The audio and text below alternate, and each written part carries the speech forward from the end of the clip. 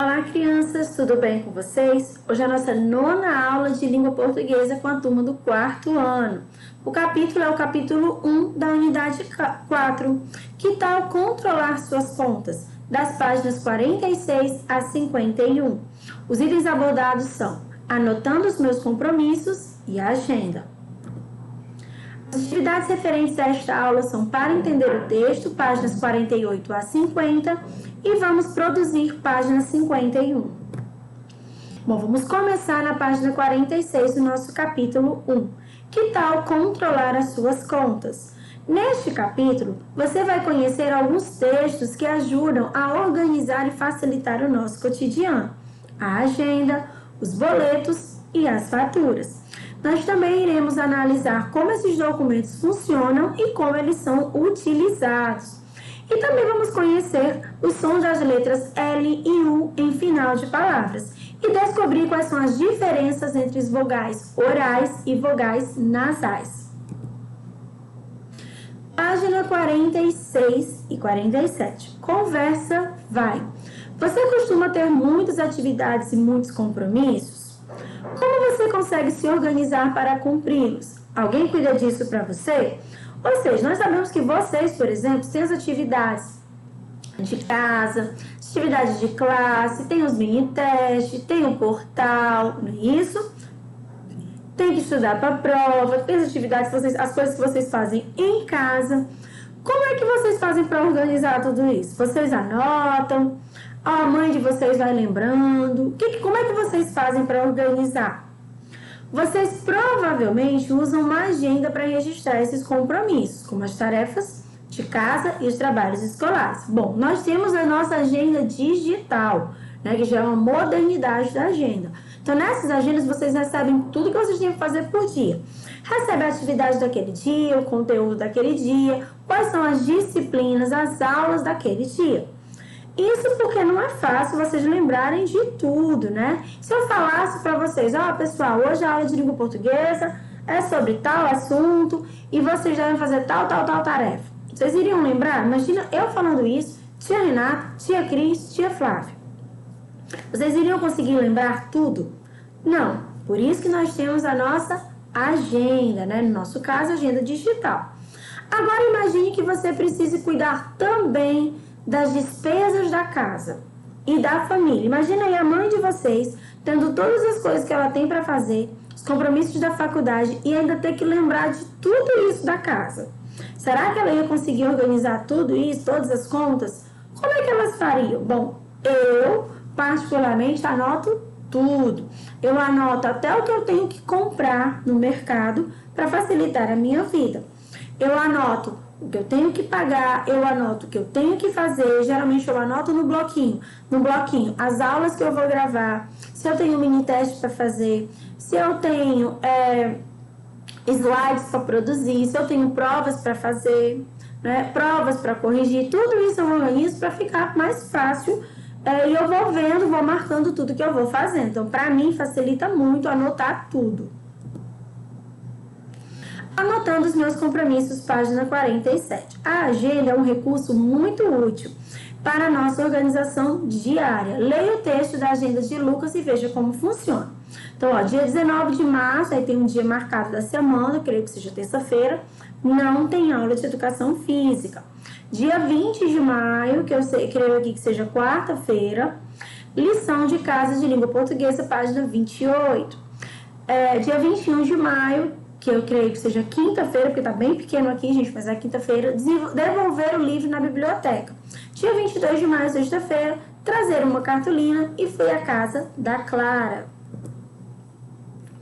Página 48, para entender o texto, primeira questão. Essa agenda provavelmente é usada por... É uma dona de casa? É um estudante? É um médico? Bom, gente, é um estudante. E por que vocês acham que é uma agenda usada por um estudante? Está na segunda questão. Primeiramente, a anotação que a gente vê que é a lápis sobre aula, sobre lição de casa. Então, provavelmente é um estudante. Terceira questão. O usuário da agenda empregou algumas abreviações das anotações que fez. O que elas significam? Item A significa educação física E o item B, o Pzinho, significa página. Quarta questão. Observe o seguinte fragmento do texto. O que significa a sequência de letras? S, T, Q, S. Os dias da semana, né, gente? Segunda, terça, quarta, quinta, sexta. Quinta questão. Em sua opinião, por que o dia da semana não aparece definido ao lado do dia de cada mês? Ou seja, por que não tem dizendo que o dia 21 é na terça, que o dia 22 é na quarta?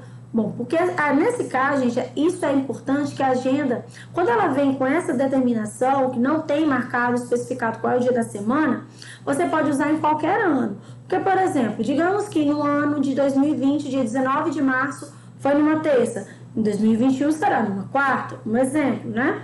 Então, se essa agenda não vem marcada, você pode usar em 2019, 2020, 2021, vai ficar a seu critério, porque não está marcado, você vai lá e marca qual é o dia da semana. Sexta questão.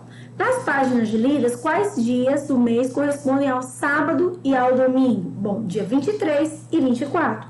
Como é que a gente sabe isso? Porque na sexta-feira ele marcou como dia 22. Sétima questão.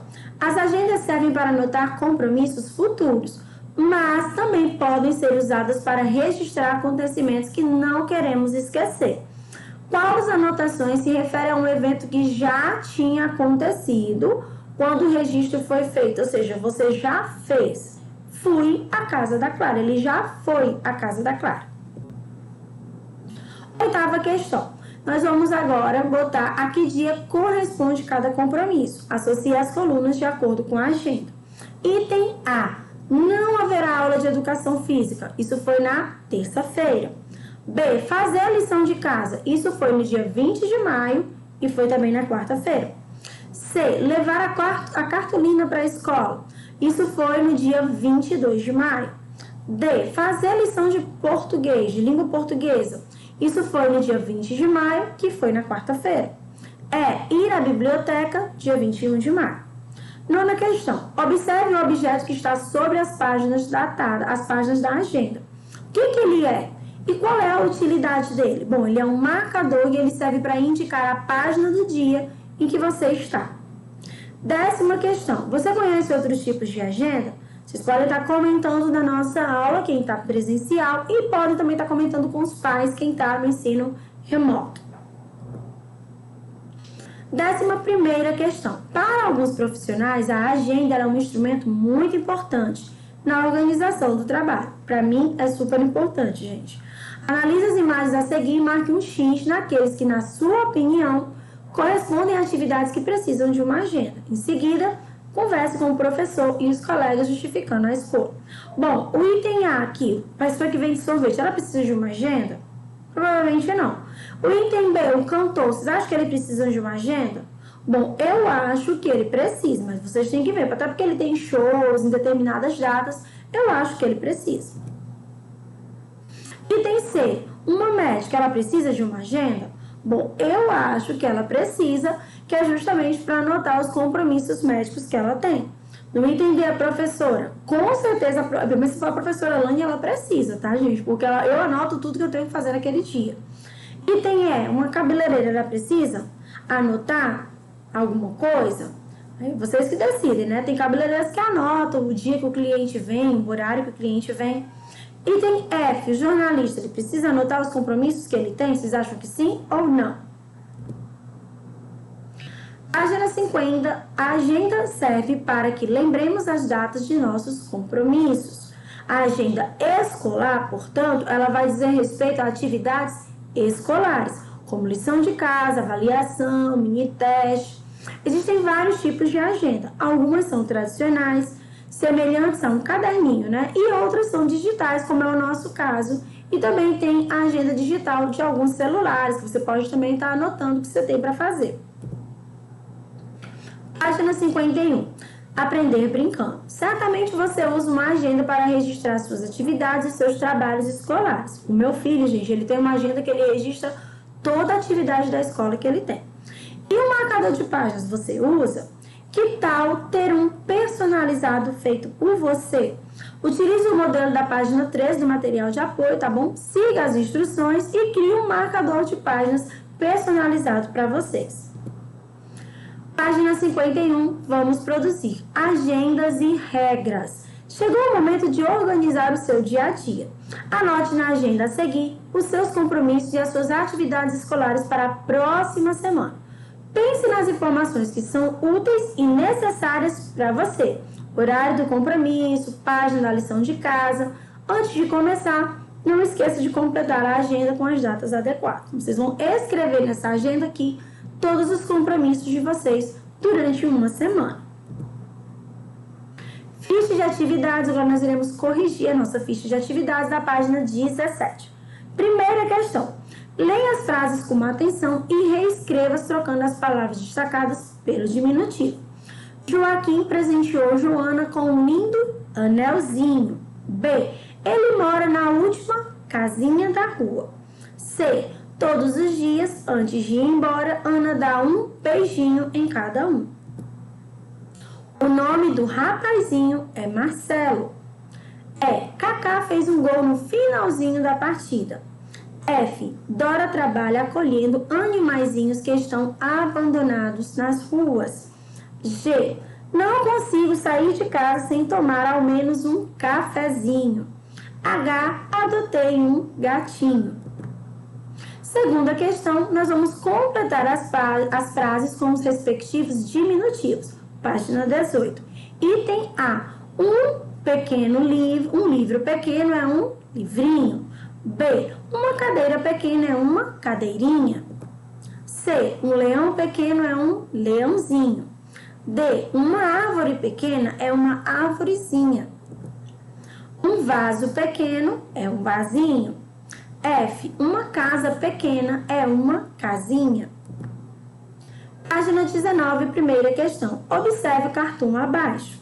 Item A. Em sua opinião, por qual motivo a mulher mostrou o cartão vermelho para o menino? Bom, gente, porque o menino sujou a roupa que estava no varal jogando bola.